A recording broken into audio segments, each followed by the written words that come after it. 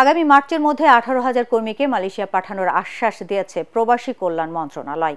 একই সাথে রিক্রুটিং এজেন্সিগুলোকে তাদের টাকা ফেরত দেবার নির্দেশ দেওয়া হয়েছে।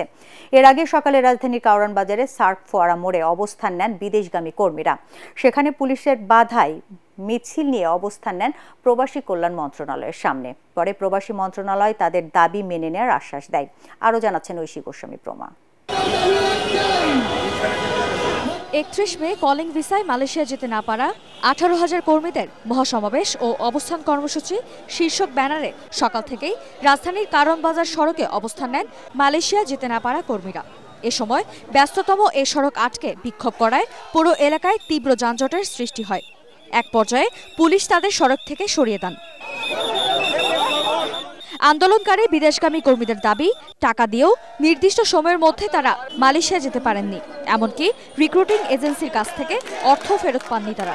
জুলাই আন্দোলনের সময় যেরকম রেমিটেন্স শাটডাউন দিয়ে আমরা জুলাই আন্দোলনের সাথে ছিলাম, তাই আমরা সেটা দিতে বাধ্য হব। যদি আজকে আমাদেরকে কোনো হামলা করা হয়, আজকে যদি আমাদের উপরে কোনো নির্যাতন করা হয়, 2024 থেকে 31 মে থেকে এ পর্যন্ত আমাদের খালি ডেট দিতেছে, কিন্তু কোনো কার্যক্রম হচ্ছে না।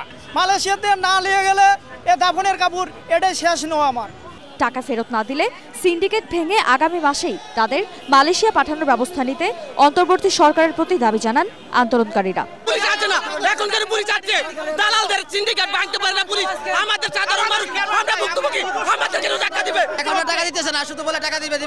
আজকে আমরা আমাদের ন্যায্য অধিকার নিয়ে দাঁড়াইছিলাম, প্রশাসন কেন আমাদের বাধা দিল আমরা জানতে চাই। আমরা কি আবার ফ্যাসিস্ট আওয়ামী লীগ সরকারে ফিরে যাচ্ছি? আমরা জানতে চাই আওয়ামী লীগ সরকার যেভাবে সবাইকে দমন পীড়ন করেছিল, ঠিক একইভাবে এরাও আমাদের কেন বাধা দিচ্ছে?